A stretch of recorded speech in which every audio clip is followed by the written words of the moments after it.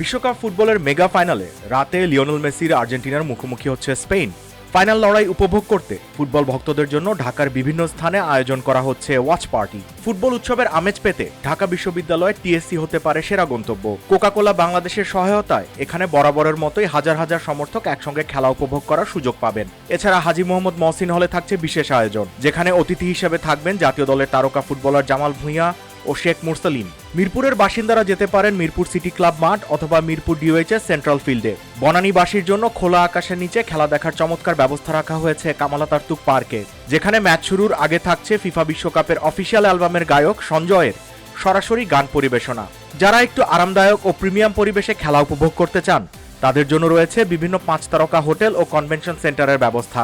রাজধানীর কারওয়ান বাজারে pan Pacific Sonargaon Dhaka, গুলশানের the আল্ট্রাস festival, Lakeshore grand, hotel আমারি ঢাকা, লে মেরিডিয়ান ও ক্রাউন প্লাজা সহ বেশ কিছু 5 তারকা হোটেলে রয়েছে বড় পর্দায় ফাইনাল ম্যাচ দেখার সুব্যবস্থা।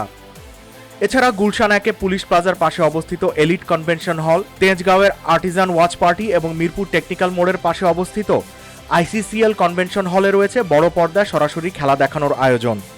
তবে এসব বাণিজ্যিক ভেন্যুতে বসে খেলা উপভোগ করতে টিকিট কেটে নির্দিষ্ট ফি গুনতে হবে।